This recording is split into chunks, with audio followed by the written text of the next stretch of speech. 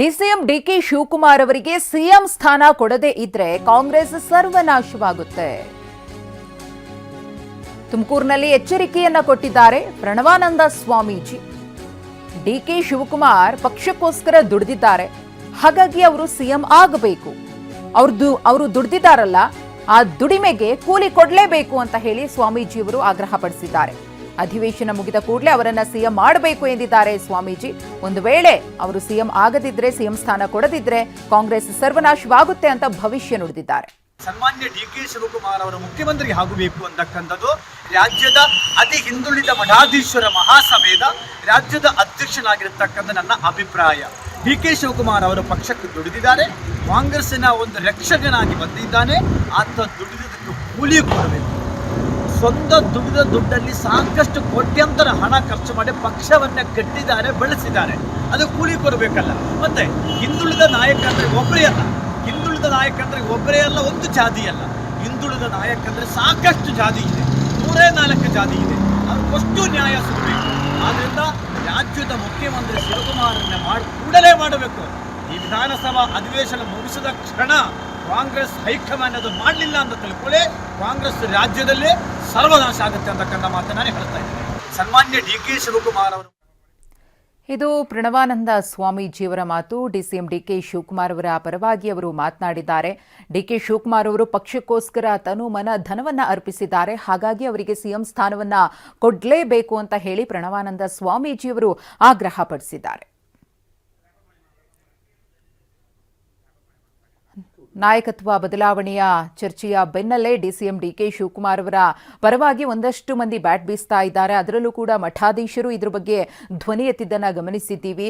ಇದೀಗ ಪ್ರಣವಾನಂದ ಸ್ವಾಮೀಜಿಯವರು ಕೂಡ ಡಿಸಿಎಂ ಡಿಕೆ ಶಿವಕುಮಾರ್ ಅವರು ಸಿಎಂ ಆಗೋದಕ್ಕೆ ಅರ್ಹರಿದ್ದಾರೆ, ಅವರಿಗೆ ಆ ಸ್ಥಾನವನ್ನ ಕೊಡಬೇಕು. ಒಂದು ವೇಳೆ ಕಾಂಗ್ರೆಸ್ ಅವರಿಗೆ ಸಿಎಂ ಸ್ಥಾನವನ್ನ ಕೊಡದೆ ಮೋಸ ಮಾಡಿದ್ದೆ ಆದ್ರೆ ಮುಂದಿನ ದಿನಗಳಲ್ಲಿ ಸರ್ವನಾಶ ಕಟ್ಟಿಟ್ಟ ಬುತ್ತಿ ಅಂತ ಭವಿಷ್ಯ ನುಡಿದಿದ್ದಾರೆ.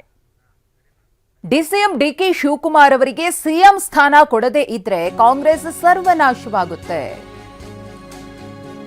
ತುಮಕೂರಿನಲ್ಲಿ ಎಚ್ಚರಿಕೆಯನ್ನ ಕೊಟ್ಟಿದ್ದಾರೆ ಪ್ರಣವಾನಂದ ಸ್ವಾಮೀಜಿ. ಡಿಕೆ ಶಿವಕುಮಾರ್ ಪಕ್ಷಕ್ಕೋಸ್ಕರ ದುಡಿದಿದ್ದಾರೆ, ಹಾಗಾಗಿ ಅವರು ಸಿಎಂ ಆಗಬೇಕು. ಅವರು ದುಡಿದಿದ್ದಾರಲ್ಲ, ಆ ದುಡಿಮೆಗೆ ಕೂಲಿ ಕೊಡಲೇಬೇಕು ಅಂತ ಹೇಳಿ ಸ್ವಾಮೀಜಿಯವರು ಆಗ್ರಹಪಡಿಸಿದ್ದಾರೆ.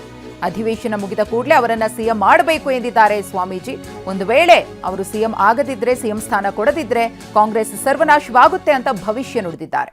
ಸನ್ಮಾನ್ಯ ಡಿಕೆ ಶಿವಕುಮಾರ್ ಅವರು ಮುಖ್ಯಮಂತ್ರಿ ಆಗಬೇಕು ಅಂತಕ್ಕಂಥದ್ದು ರಾಜ್ಯದ ಅತಿ ಹಿಂದುಳಿದ ಮಠಾಧೀಶ್ವರ ಮಹಾಸಭೆಯ ರಾಜ್ಯದ ಅಧ್ಯಕ್ಷನಾಗಿರತಕ್ಕಂಥ ನನ್ನ ಅಭಿಪ್ರಾಯ.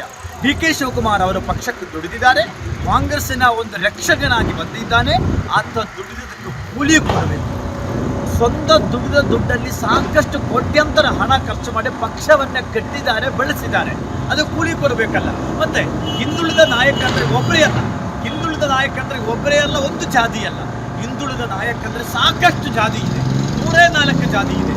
ಅದಕ್ಕಷ್ಟು ನ್ಯಾಯ ಸಿಗಬೇಕು. ಆದ್ರಿಂದ ರಾಜ್ಯದ ಮುಖ್ಯಮಂತ್ರಿ ಶಿವಕುಮಾರನ್ನ ಕೂಡಲೇ ಮಾಡಬೇಕು.